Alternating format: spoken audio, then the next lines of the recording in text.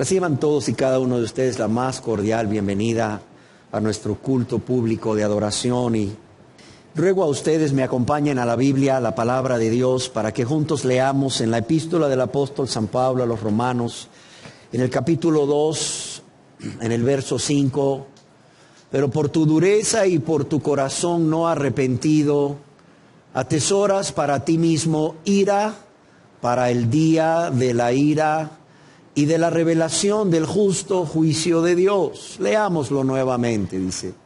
Pero por tu dureza y por tu corazón no arrepentido, atesoras para ti mismo ira para el día de la ira y de la revelación del justo juicio de Dios. El día de hoy yo quisiera dar inicio a esta enseñanza con una pregunta. ¿Sabían ustedes que existe un periodo de tiempo en el que Dios derramará su ira sobre los habitantes de la tierra? Y si usted sabía acerca de la existencia de ese día de la ira, permítame hacerle otra pregunta. ¿Cuántas veces se ha detenido a pensar en ese día? ¿Cuántas veces usted se ha detenido a pensar en ese día de la ira de Dios? En cómo será ese día de la ira de Dios y se ha detenido a pensar en qué le sucederá a usted ese día. Creo, sin temor a equivocarme, que la mayoría de las personas muy pocas veces piensan en ese día por varias razones. La primera de ellas es porque desconocen la existencia de ese periodo de tiempo de terror y de destrucción para muchas personas que habiten en la tierra en ese momento. Creo que una segunda razón sería que porque las personas lo ven muy lejano, saben que existe, pero lo ven muy lejano o piensan que falta mucho tiempo para que ello suceda. Y bueno, dicen cómo preocuparse o por qué preocuparse por ello desde ya. Y la tercera razón es porque no creen que un Dios de amor y de misericordia pueda airarse y traer tal destrucción a la humanidad. No creen que un Dios de amor y de misericordia pueda airarse y traer tal destrucción a la humanidad. El problema aquí radica en que estas personas desconocen el carácter completo de Dios, pues tienen una imagen distorsionada de cómo es Él, ya que cada uno o cada persona se ha creado una imagen de Dios propia o su propia imagen de Dios. Y eso hace que tengamos un Dios que en verdad son muchos dioses, pues cada uno ha sido creado conforme al conocimiento que de Dios posee la persona, pero también creado a su conveniencia y a sus propias concupiscencias.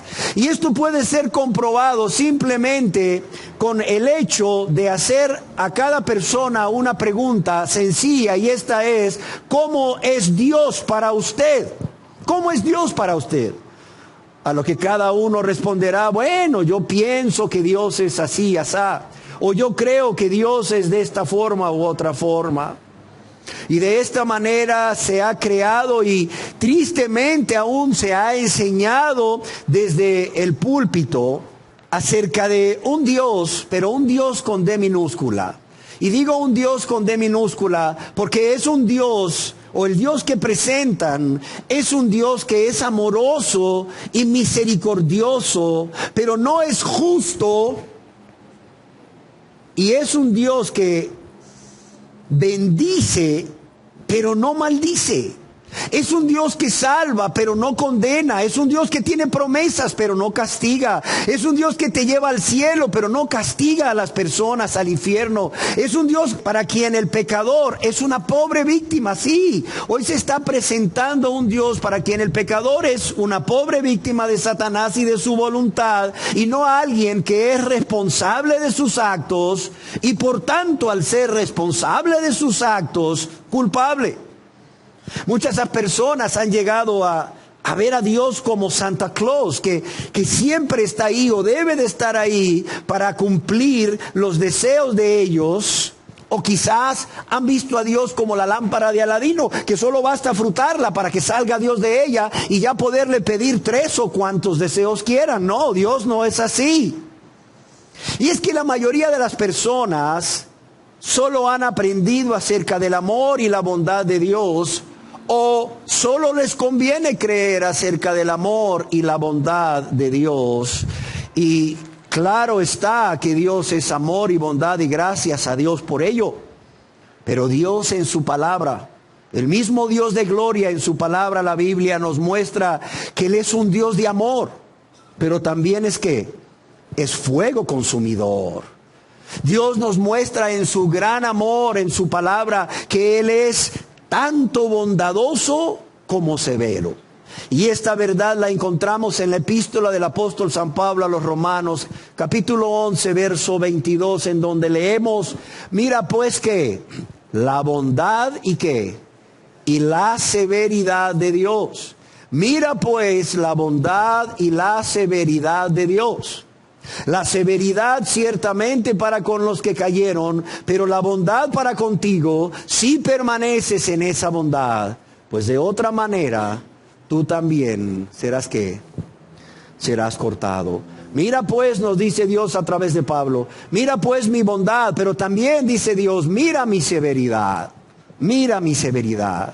De modo que ninguno de nosotros debemos considerar únicamente la bondad de Dios, sino su bondad y su severidad, tal como se nos presenta en la Biblia. ¿Por qué razón?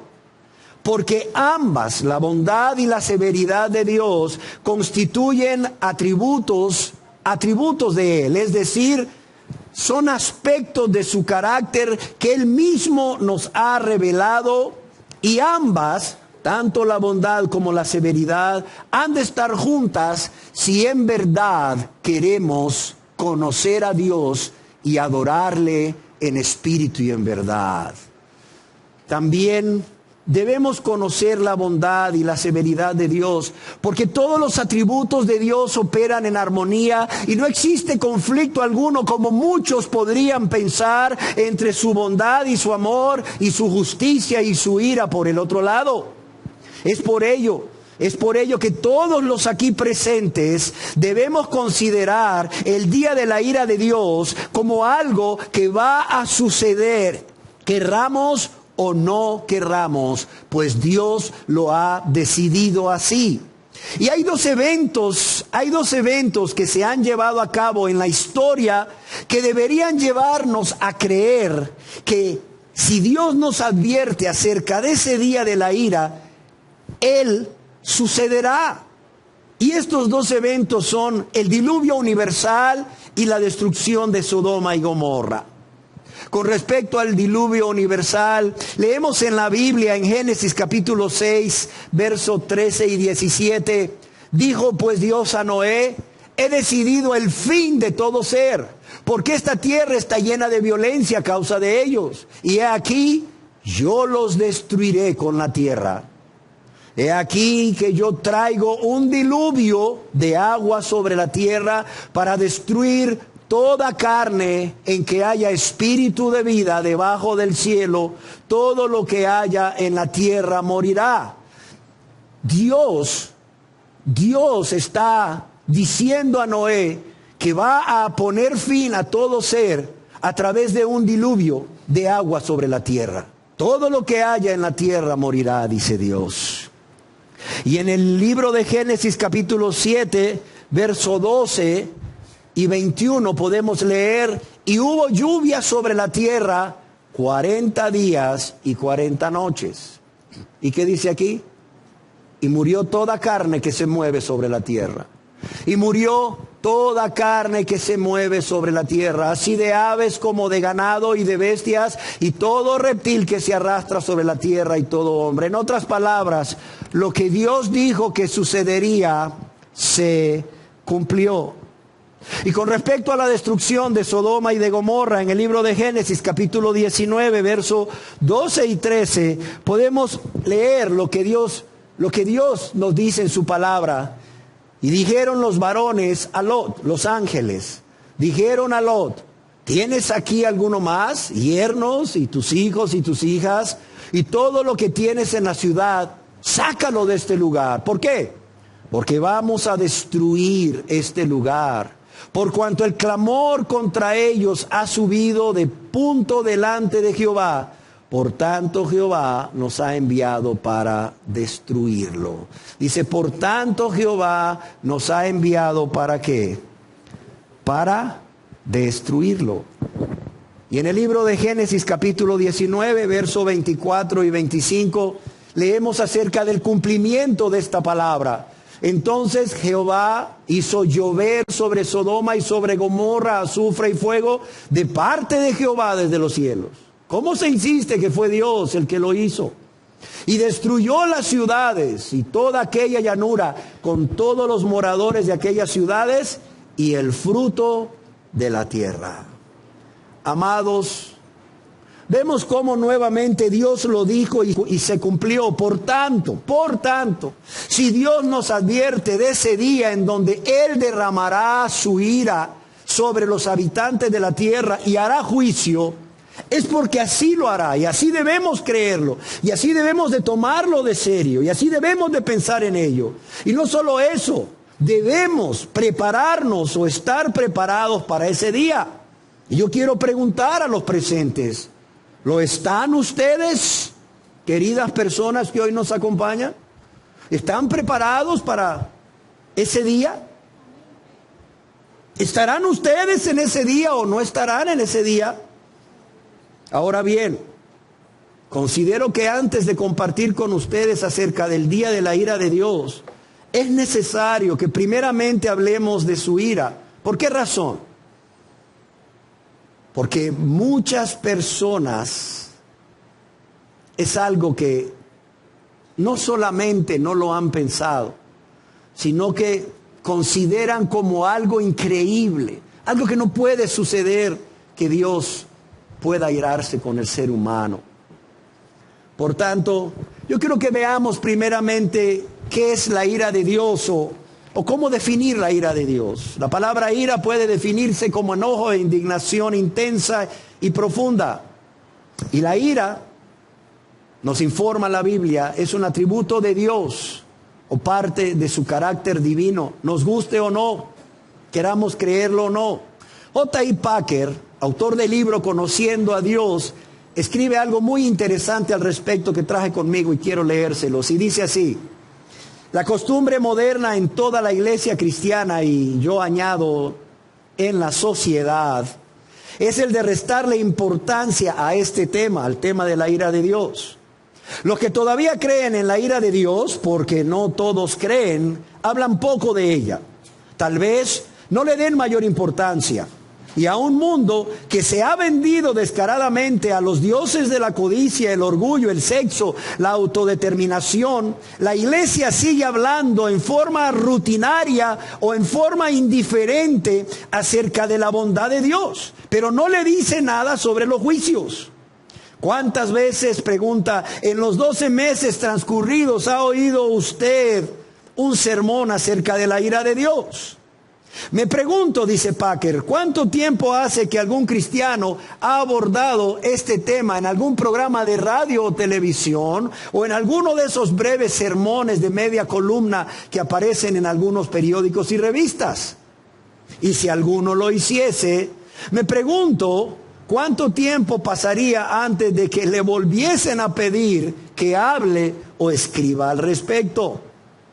El hecho es que el tema de la ira divina se ha convertido en un tabú, escribe Packer, en un tabú en la sociedad moderna.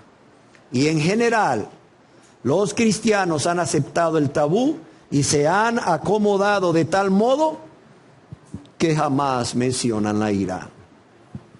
Sin embargo, una mirada a la concordancia de la Biblia nos revelará que en las Escrituras hay más referencias al enojo, al furor y a la ira de Dios que su amor y su benevolencia, nos dice A.W. Pink en su libro Los atributos de Dios. Es más, la Biblia podría llamarse el libro de la ira de Dios. ¿Por qué razón? porque está llena de descripciones del castigo divino. Desde la maldición y el destierro de Adán y de Eva en Génesis capítulo 3, hasta la caída de Babilonia y los grandes juicios de Apocalipsis, capítulos 17, 18 y 20, vemos cómo Dios nos habla acerca del castigo divino. Es más, la Biblia nos presenta el concepto de que así como Dios es bueno con los que confían en Él y le han hecho su Señor y Salvador, también es terrible para con aquellos que no lo hacen. J. I. Packer cita a el profeta Nahum en el capítulo 1, verso 2, al escribir: Jehová es Dios celoso y vengador. Jehová es vengador y lleno de indignación, y se venga de sus adversarios y guarda enojo para con sus enemigos. Y que con respecto al Nuevo Testamento, dirán algunos, porque quizás algunos que son lectores de la Biblia podrán decir: bueno, yo he visto en el Antiguo Testamento cómo ciertamente Dios se ha enojado con la humanidad y aún con su pueblo Israel, y ha permitido que su pueblo sea destruido, se ha llevado en cautiverio. Pero que con respecto al Nuevo Testamento, yo quiero decirle que en todo el Nuevo Testamento la ira de Dios o la ira o simplemente ira constituye, en términos técnicos que se usan para expresar la respuesta de Dios para dar su merecido por cualquier medio que Él crea conveniente a todos aquellos seres humanos que se atreven a desafiarlo. Óigalo bien. Ahora, ¿cómo es la ira de Dios? Yo quiero que entendamos que la ira de Dios jamás es un sentimiento caprichoso, efecto de un momento de arrebatamiento personal como en nosotros los seres humanos. O jamás es un sentimiento caprichoso producto de la irritabilidad. Jamás es un sentimiento moralmente indigno como suele serlo frecuentemente en el caso de la ira humana. Sino por el contrario, la ira de Dios constituye una reacción objetiva, una reacción justa y necesaria para con la maldad. De esta manera, Dios solamente se enoja cuando le corresponde enojarse. Por todo esto, la ira de Dios es el resultado de un juicio justo, no un juicio que es fruto de pasión alguna. Y una vez que hemos analizado qué es la ira de Dios, veamos cómo es esa ira de Dios. Yo quiero decirles en primer lugar que la ira de Dios, a diferencia de la ira de los hombres, es justa. Es justa.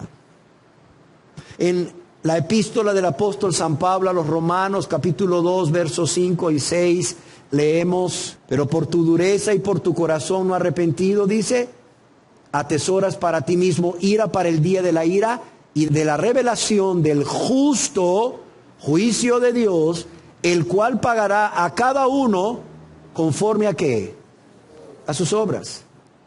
De modo que vemos que la ira de Dios es justa porque Dios es justo primeramente. Dios es justo, por tanto su ira es justa. Pero también vemos que la ira de Dios, a diferencia de la de las personas, es justa porque Él pagará a cada uno conforme a cada una de sus obras. ¿Acaso, pregunta J. I. Packer, sería moralmente perfecto un Dios que no reaccionara adversamente o de manera contraria u opuesta ante el mal de su propio mundo? Y Él mismo responde: por cierto que no. Es justamente esta reacción contraria al mal lo que constituye una parte necesaria de la perfección moral de Dios. Y esta es la que se aprecia en la Biblia cuando se habla de la ira de Dios. Como reacción contra el pecado, la ira de Dios es una expresión de su justicia. Por esa razón también su ira es justa. Porque como reacción contra el pecado, la ira de Dios es una expresión o manifestación de su justicia. Y Pablo en su epístola a los Romanos, allá para los que les gusta anotar, en el capítulo 3, verso 5, rechaza enfáticamente la sugerencia de que de que Dios sea injusto porque castiga al ser humano. Como ya decíamos, como su ira es justa, Dios nunca manifestará su ira dejándose llevar por una pasión, sino que su ira justa es como un reflejo de las exigencias de su misma justicia y santidad, que no pueden tolerar el pecado cometido habitualmente o como una práctica en el ser humano, sin castigarlo merecidamente. En primer lugar, su ira es justa. En segundo lugar, se nos dice que su ira es continua, es decir, en todo momento y en todo lugar donde se encuentren las personas bajo la ira de Dios, estarán expuestos a su ira. Piénselo, su ira es continua. El que está expuesto bajo la ira de Dios, no habrá una milésima de segundo en su vida que no esté expuesto a la ira de Dios. Y esto debe de ser terrible. En el Salmo capítulo 7, verso 11, leemos al respecto: Dios es juez justo y Dios está ¿qué? Airado contra el impío, que dice todos los días, cada segundo, cada minuto, cada hora. Dios está airado contra el impío todos los días. Ahora tú dirás, pero Dios no ama al impío. Claro que lo ama, pero está airado contra él. ¿Cuánto tiempo? Todos los días, hasta que el impío se convierta a Dios, hasta que el impío se arrepienta y crea que Jesús le amó tanto, pero tanto, que dio su vida por él o por ella en la cruz del Calvario, para morir por él o por ella y para recibir el castigo que él o ella deberían de recibir. Hasta que la persona se arrepiente y cree en esta verdad, es que la persona realmente es perdonada por Dios, y en ese momento cesa la ira de Dios sobre esa persona. Y el amor de Dios hacia esa persona, como una criatura, se vuelve el amor de Dios hacia esa persona como el de un padre amoroso y tierno. Amén. En el Evangelio según San Juan, capítulo 3, verso 36, leemos también ahora en el Nuevo Testamento al respecto. Dice: el que cree en el Hijo tiene ¿qué? Tiene vida eterna.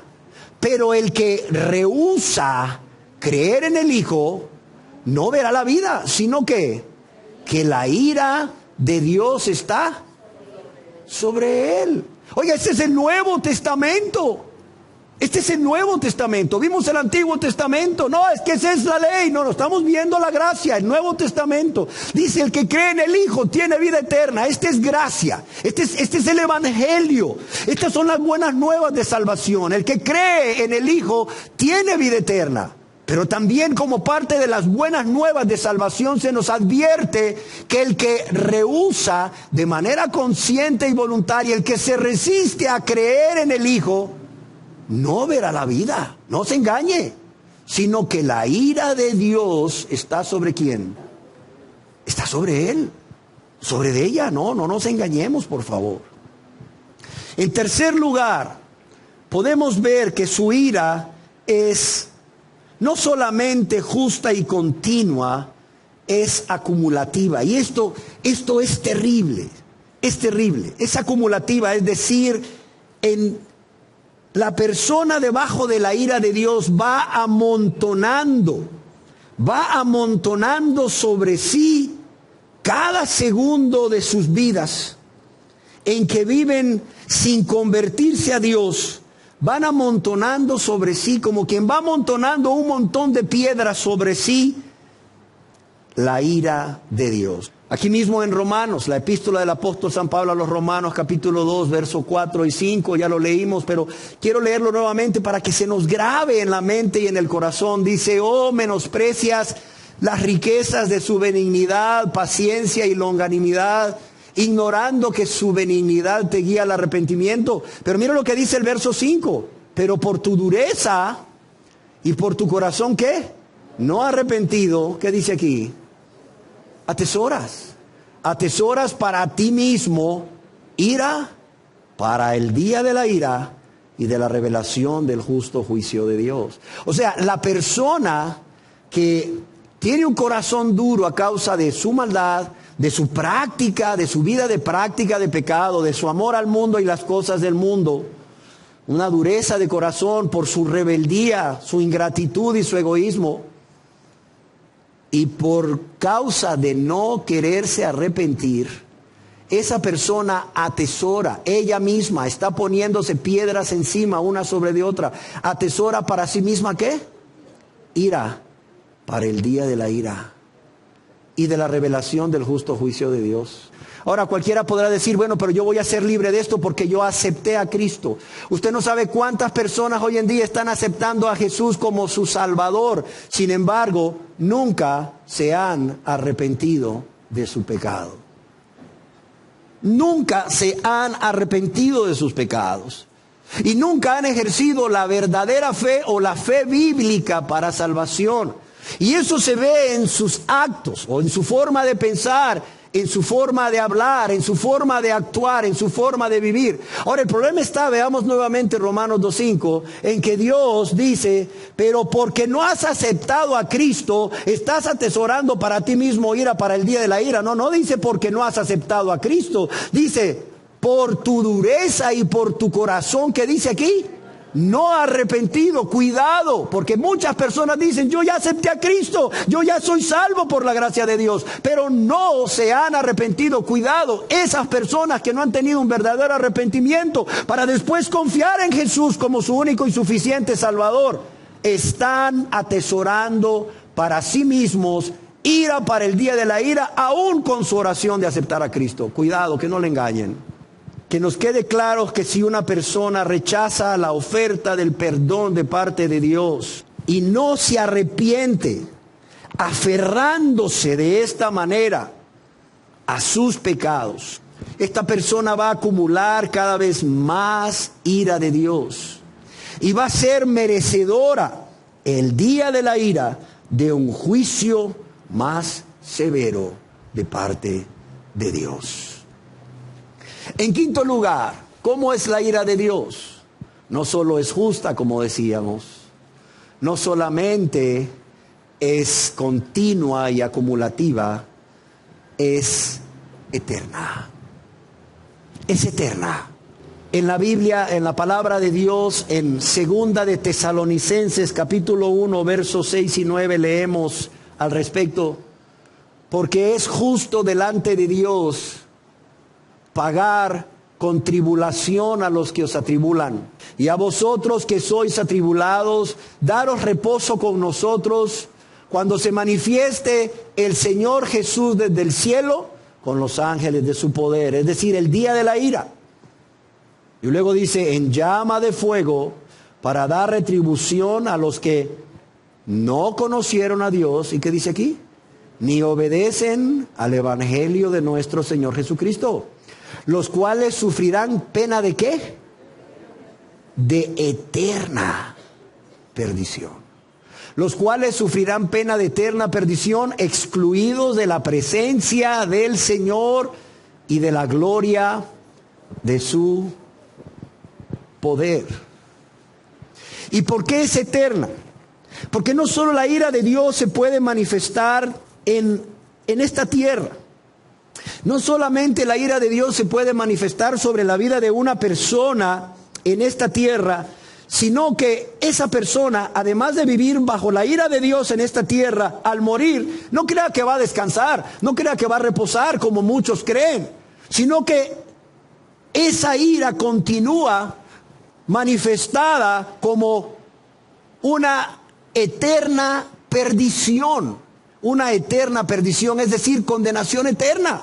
Yo veo personas que por causa de su resistencia consciente y voluntaria a convertirse a Dios, están viviendo ya en esta vida, aquí en esta tierra, bajo la ira de Dios. Y son personas que tienen la esperanza de que cuando mueran van a descansar. Es más, son personas que viviendo bajo la ira de Dios aquí, dicen, yo no sé por qué Dios no me lleva. Yo no sé por qué Dios no me lleva. Yo no sé si han escuchado este tipo de frases. Cuidado, no quieren ustedes que Dios se los lleve en este estado. viviendo bajo la ira de Dios aquí. ¿Por qué? Porque la ira de Dios no acaba con la muerte. La ira de Dios es eterna. Continúa bajo pena de eterna perdición, de condenación eterna, en un lugar de tormento. Llámale infierno o llámale lago de fuego y azufre, como le quieras llamar. Pero es un lugar de tormento al fin. Amén. En quinto lugar, la ira de Dios no es arbitraria, y eso es muy importante. Y allí es donde muchas personas tienen ese conflicto de creer que Dios realmente puede airarse contra alguien. La ira de Dios no es arbitraria, es decir, no es ira sin razón. En el libro de Lamentaciones de Jeremías, capítulo 3, verso 33, dice, porque hablando de Dios, no aflige ni entristece voluntariamente a los hijos de los hombres. Fíjense lo que dice Dios. Dice Jeremías, o Dios hablando a través de Jeremías, que Él no aflige ni entristece voluntariamente a los hijos de los hombres. Algunos lo traducen literalmente, porque Dios no humilla sin razón a los hijos de los hombres. Porque Dios no humilla sin razón, o Dios no humilla y aflige por gusto. Es otra de las traducciones. Dios no humilla o aflige por gusto a los hijos de los hombres, sino que, como dice el verso 39, ¿por qué se lamenta el hombre viviente? ¿Cuál es la causa de su lamento? Dice, laméntese el hombre ¿en qué? En su pecado. Siempre hay una razón por la cual Dios va a afligir o a entristecer a los hijos de los hombres. Y esta es el pecado, una vida de pecado. En el libro de Josué, en el capítulo 23, verso 15 y 16, Dios dice al pueblo de Israel, pero así como ha venido sobre vosotros toda palabra buena que Jehová vuestro Dios os había dicho, también traerá Jehová sobre vosotros toda palabra mala, hasta destruiros de sobre la buena tierra que Jehová vuestro Dios os ha dado. Dice, si traspasareis el pacto de Jehová, fíjese, primeramente nos hablaba de pecado, ahora nos habla de lo mismo, traspasar el pacto. Si traspasareis el pacto de Jehová, desobediencia, rebeldía, si traspasareis el pacto de Jehová vuestro Dios, que Él os ha mandado, yendo y honrando a dioses ajenos e inclinándoos a ellos, entonces hay una razón. Mire, Jehová no aflige sin razón. Entonces la ira de Jehová se encenderá contra vosotros. ¿Y qué? Y pereceréis prontamente de esta buena tierra que Él os ha dado. Ya leíamos allá en la epístola a los Romanos capítulo 2 verso 5, donde el apóstol Pablo, inspirado por Dios, nos dice también que la ira de Dios sobre las personas tiene también una causa, una razón, no es arbitraria. Y dice, pero por tu dureza y tu corazón, ¿qué? No arrepentido. Atesoras tú mismo ira para el día de la ira. Amados, es esa dureza de corazón a causa de una vida de práctica del pecado. A causa de ese amor desmedido por uno mismo, ese amor desmedido por el mundo y las cosas del mundo, y el resistirse a arrepentirse y a confiar en Jesús como su único y suficiente Salvador, menospreciando así al precioso Salvador y tan grande salvación, lo que provoca la ira de Dios sobre una persona. Alguien escribió al respecto: Dios no trama aflicciones ni pesares sin relación a la conducta de una persona. Dios no trama aflicciones ni pesares sin relación a la conducta de una persona. Dios causa la aflicción, sí, pero es el hombre quien la atrae sobre sí mismo. Y nunca olvidemos que Dios solo nos aflige a través de su ira cuando le damos motivos para ello.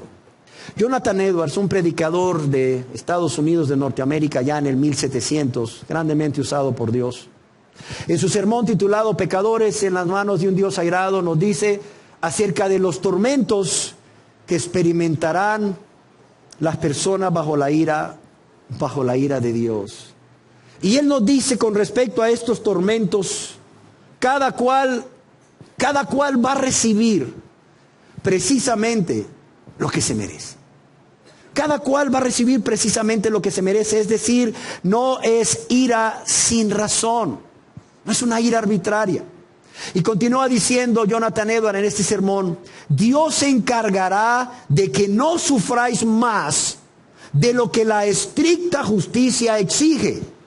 Dios se va a encargar de que no sufráis más de lo que la estricta justicia exige. Pero, dice Edwards, lo que la estricta justicia exige es lo que resultará tan duro, tan doloroso para quienes mueren en la incredulidad, es decir, sin haberse convertido a Dios. J.I. Packer escribe: la ira de Dios es algo que los hombres eligen por sí mismos, y esto es muy importante. Yo he conocido personas que les digo: ¿a dónde se va a ir usted después de que muera? Yo no sé, dice. A donde Dios quiera mandarme. Si me quiere mandar al cielo, qué bueno. Si me quiere mandar al infierno, también. Hasta que me muera lo voy a saber. No, espéreme, le digo, usted lo puede saber ahorita. ¿Usted está convertido a Dios o no? Si no está convertido a Dios, usted ya puede saber y debe saber a dónde va. ¿Por qué? Porque la ira de Dios es algo que las personas eligen por sí mismas. Es más, dice Packer, antes que el infierno sea un castigo impuesto por Dios, este es un estado que el hombre mismo escoge.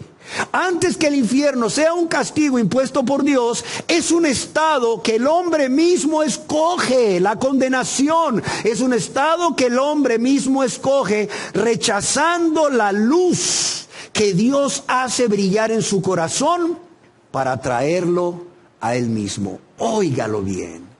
La condenación es un estado que la misma persona escoge, rechazando la luz que Dios le hace brillar en su corazón para traerlo a Él mismo. Es más, Dios no quiere que ninguno perezca, sino que todos procedan al arrepentimiento. Pero los seres humanos, en su capacidad de decidir, eligen por sí mismos y eligen la condenación eterna. Y es que, amados, la elección básica sigue siendo simple. Ya sea responder a la invitación de venid a mí, llevad mi yugo sobre vosotros y aprended de mí que soy manso y humilde, o decir no, punto, o decir no. Así, amados y amadas, vemos claramente que Dios en su ira no aplica castigos arbitrariamente, sino que la esencia del modo de actuar de Dios en su ira es dar a los hombres, a los seres humanos, hombres y mujeres, lo que ellos mismos han elegido, con todas sus consecuencias. Nada más, pero nada menos. Pues la disposición de Dios, créamelo, es respetar la elección que cada uno haga. El día del juicio Dios solamente va a confirmar lo que el ser humano ya escogió: vida eterna, condenación eterna. En sexto lugar, la ira de Dios no es ira sin paciencia. No es ira sin paciencia. ¿Por qué razón? Porque Dios es compasivo y misericordioso y lleno de un amor inagotable, y es lento para la ira. Lento para la ira porque es grande en misericordia. Se nos dice acerca del carácter de Dios, para todos los que les gusta notar, allá en el Salmo 103, verso 8. Dios es lento para la ira y grande en misericordia. Es más, allá en el libro del profeta Nahum, capítulo 1, verso 3, leemos al respecto: Jehová es ¿qué? Tardo para la ira y grande ¿en qué?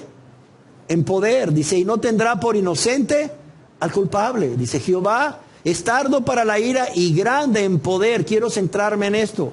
Así como Dios es grande en poder y tiene el poder para actuar en cualquier momento sobre cualquier ser humano que ha menospreciado su gracia, que ha menospreciado su bondad, que ha menospreciado su amor y misericordia, así también Dios es tardo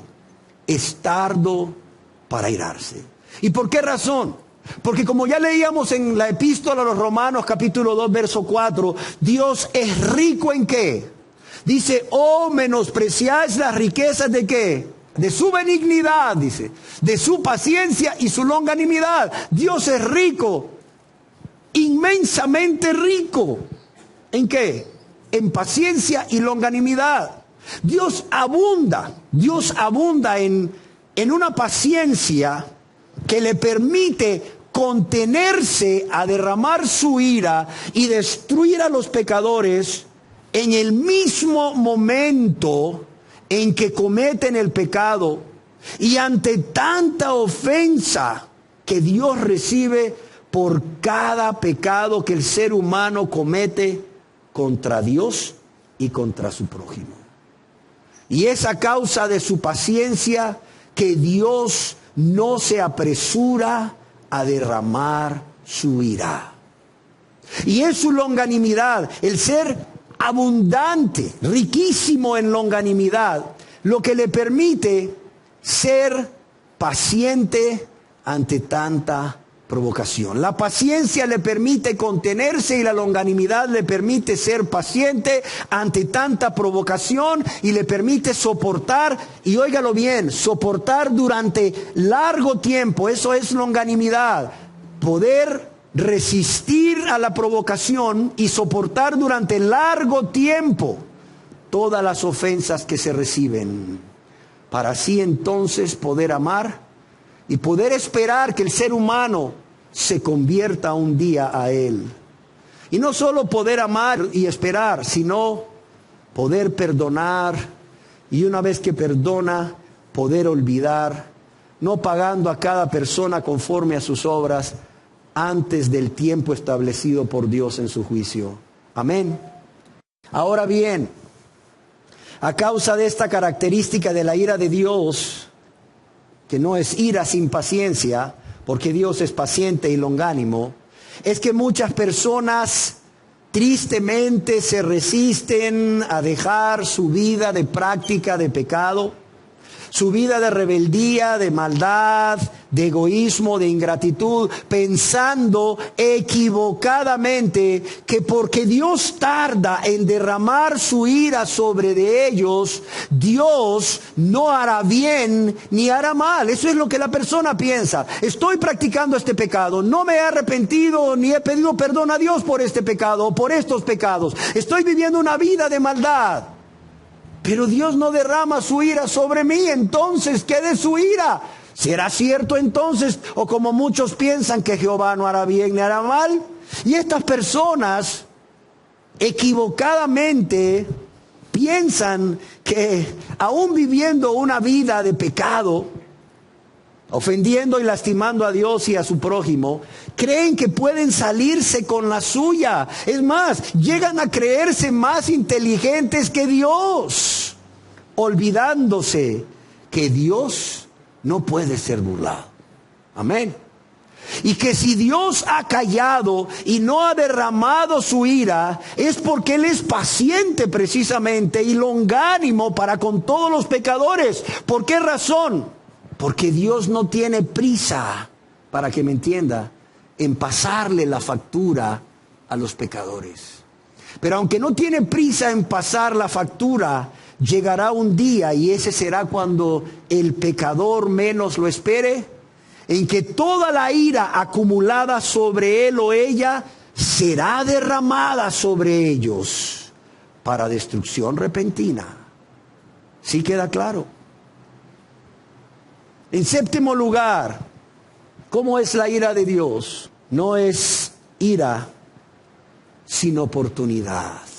Dios nos dice a través del apóstol Pedro, para aquellos que les gusta anotar, en segunda de Pedro capítulo 3 verso 9, que el Señor Jesucristo aún no ha venido a la tierra en su segunda venida como Él ha prometido, para venir a derramar su ira sobre los que en ella habitan y para juzgar a las naciones. Porque Él es paciente, dice. Y eso ya lo vimos. La ira de Dios no es ira sin paciencia. Pero ¿qué más dice Pedro? Dice, no queriendo que ninguno perezca.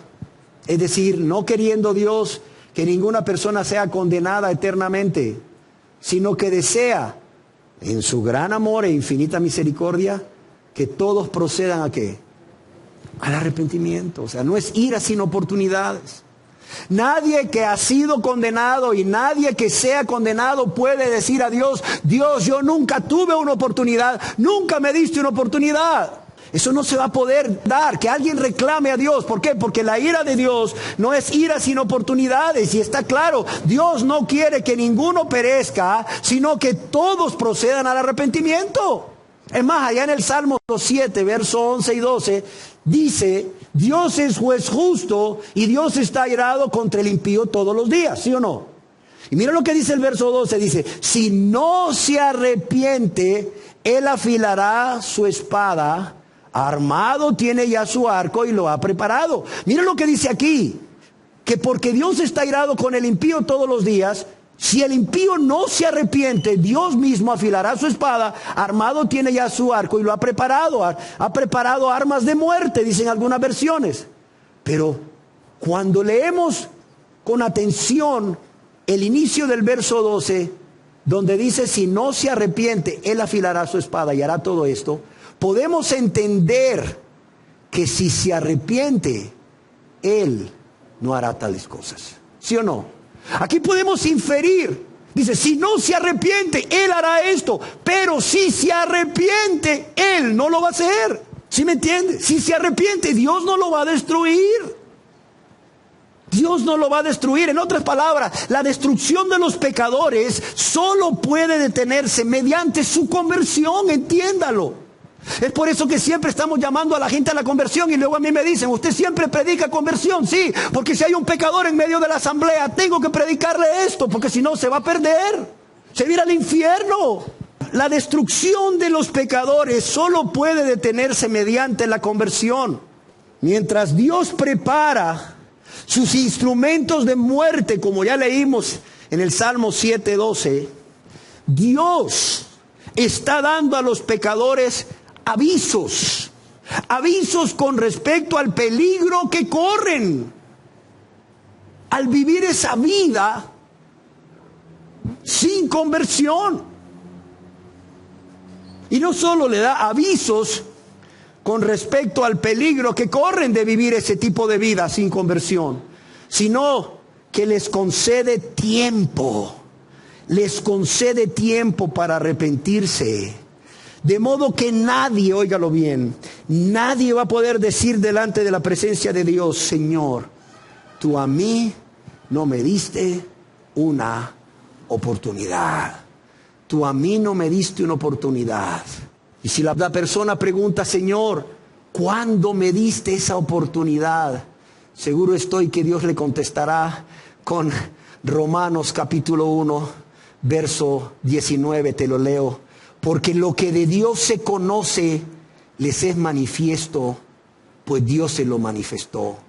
Dios se ha manifestado a la raza humana. Dice, porque las cosas invisibles de Él, su eterno poder y deidad, se hacen ¿qué? Claramente visible desde la creación del mundo, siendo entendidas por medio de las cosas hechas, de modo que no tienen ¿qué? No tienen excusas. ¿Cuánto más si además de que Dios se te ha revelado, se ha revelado al mundo a través de su creación, desde el principio se te ha predicado el Evangelio? ¿Cuánto más si tú has tenido una Biblia y has leído una Biblia? ¿Cuánto más no serás condenado si no te arrepientes durante ese tiempo que Dios en su misericordia, en su bondad, Él te llamó al arrepentimiento y tú no quisiste hacerlo? Amado o amada, no te quejes de la severidad de Dios si durante el tiempo de su bondad en que Él te llamó al arrepentimiento y te dio vida para arrepentirte y creer en Jesús como tu único y suficiente Salvador, tú no lo hiciste. No te quejes de su severidad. No te quejes si en su bondad tú no te arrepentiste y creíste en Jesús como tu Salvador.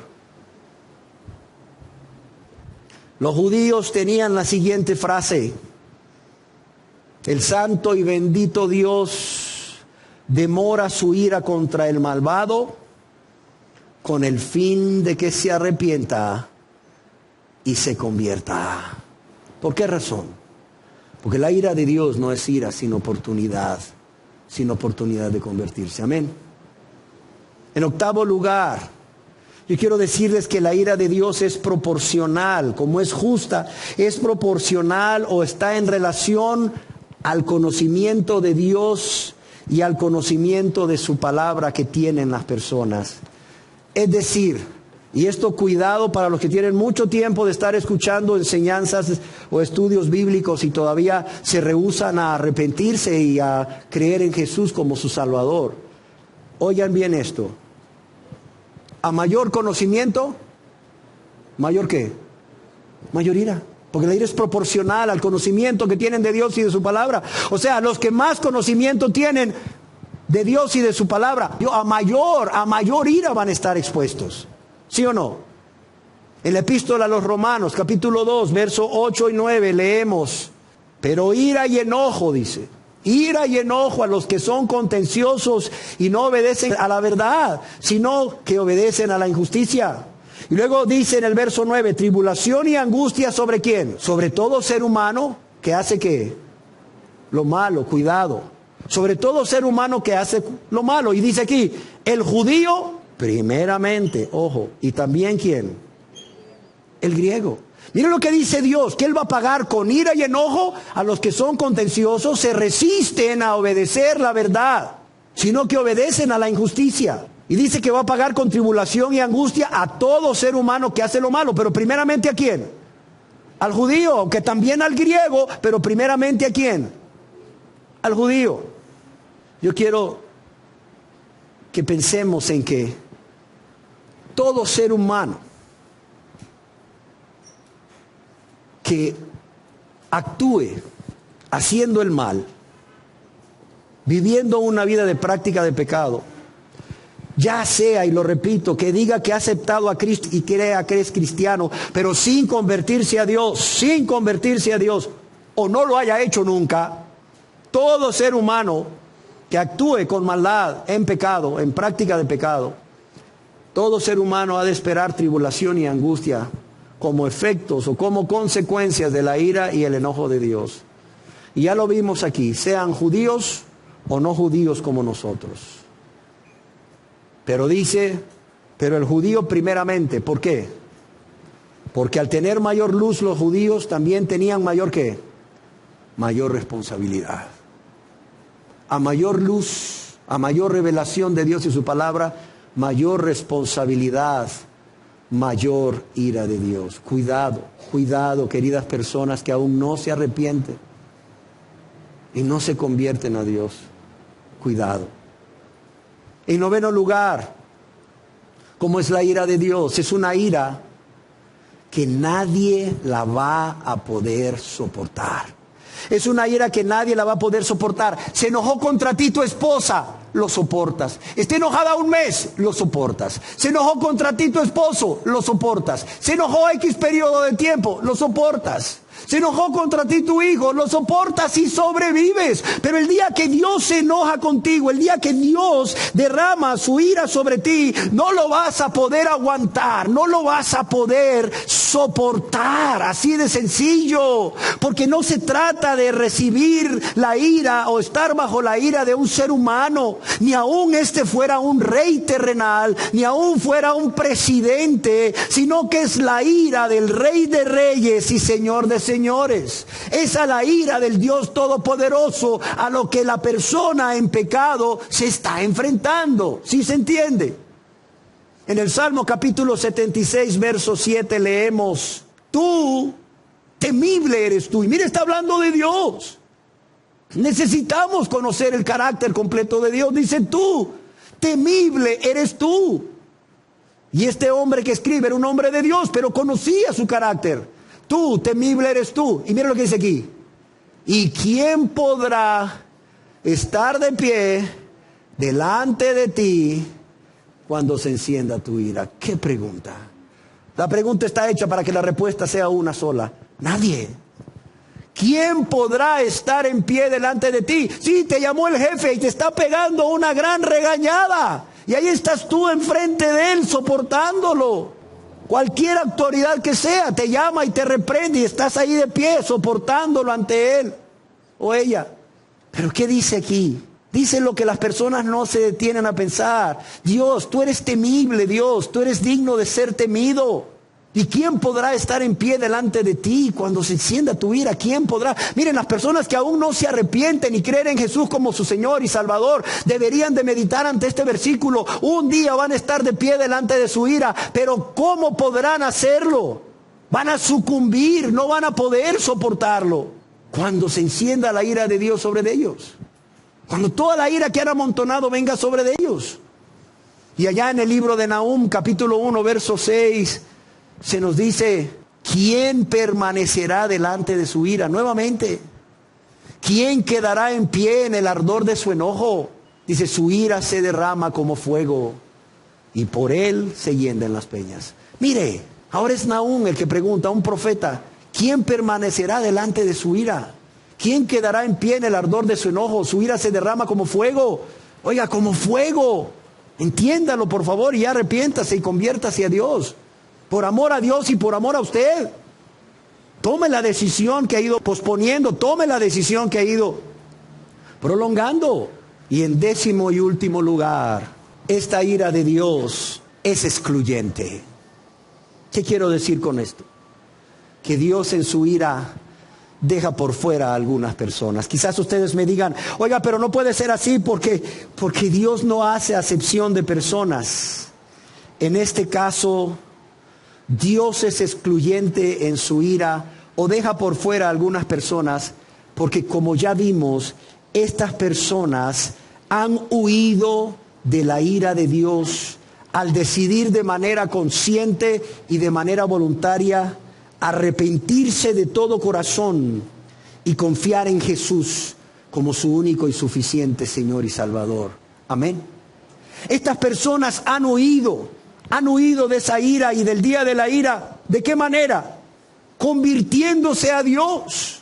Convirtiéndose a Dios. Porque como ya leíamos, la destrucción de los pecadores solo puede detenerse mediante ¿qué? Mediante su conversión. Y la ira de Dios, tengo buenas noticias, es excluyente. ¿Y cómo lo sabemos? Porque debe de ser suficiente para nosotros que Dios nos lo diga. Pero también vemos ejemplos en la Biblia. Vemos en la Biblia cómo Dios libró a Noé y su familia. Cómo Dios libró a Noé, a su esposa, a sus 3 hijos y a sus 3 nueras, 8 personas. Y las libró de su ira al enviar el diluvio universal, ¿sí o no?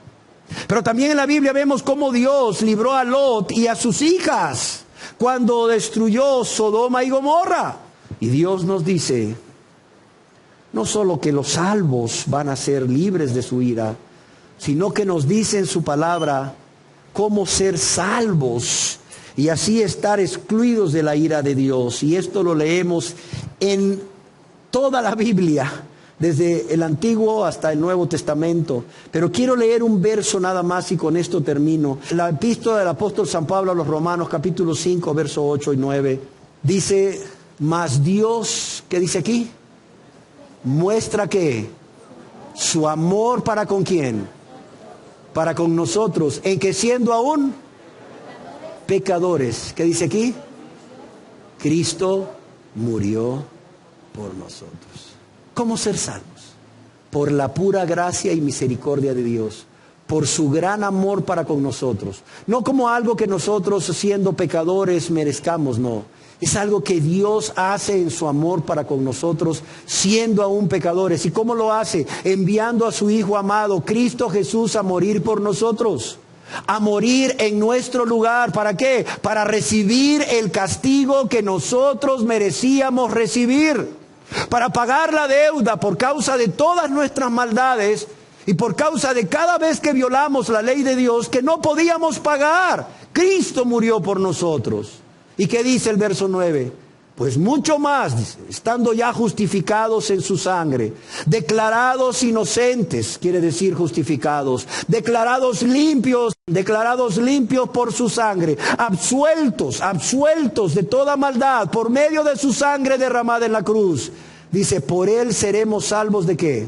De la ira. Ahí está. Tan sencillo, ¿verdad? Pero ¿cuánta gente se resiste a esto? ¿Cuánta gente cree esto, pero no quieren arrepentirse y convertirse a Dios? ¿Para qué?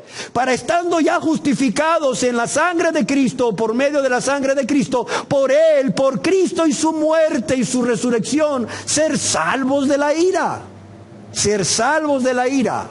Y termino esta primera parte de 2 partes de esta enseñanza titulada El día de la ira de Dios, citando algo que me llamó poderosamente la atención y lo escribió A.W. Pink acerca de la ira de Dios, y dice: la ira de Dios es una perfección del carácter divino sobre el cual debemos meditar frecuentemente. Si tú no te has convertido, medita en la ira de Dios frecuentemente. Yo te lo ruego. La ira de Dios es una perfección del carácter divino sobre el cual debemos meditar frecuentemente. Primero, para que nuestro corazón sea debidamente impresionado. Para que nuestro corazón sea debidamente impresionado por el hecho de que Dios detesta el pecado. Siempre nos sentimos inclinados, escribe Pink, siempre nos sentimos inclinados a considerar el pecado con ligereza, a disimular su fealdad y a excusarlo. Mas cuanto más estudiamos y meditamos sobre la forma en que Dios lo aborrece y su terrible venganza sobre él, tanto más probable es que nos demos cuenta de su perversidad. En segundo lugar, deberíamos meditar frecuentemente sobre la ira de Dios para crear en nuestro corazón un verdadero temor a Dios. Dios en el libro de los Hebreos nos dice: tengamos gratitud y mediante ella sirvamos a Dios agradándole ¿con qué? Con temor y reverencia. ¿Por qué? Porque nuestro Dios es fuego consumidor. Y escribe Pink: no podemos servir a Dios agradándole a menos que haya la debida reverencia ante su abrumadora majestad y que haya temor ante su justa ira. Óigalo bien. No podemos servir a Dios agradándole a menos que haya la debida reverencia ante su abrumadora majestad y temor ante su justa ira. Y la mejor forma de promover entre nosotros dichas actitudes es la de traer a la memoria frecuentemente el hecho de que nuestro Dios es fuego consumidor. Y en tercer lugar, deberíamos de meditar frecuentemente sobre la ira de Dios para que nuestra alma sea llevada o sea impulsada a alabar fervientemente a Jesucristo, porque como ya leímos, Él es quien nos libra de la ira venidera. Amén. Y termina diciendo Pink, y yo también: el hecho de que estemos dispuestos a no meditar sobre la ira de Dios constituye la prueba más segura de cómo está realmente nuestro corazón para con Dios.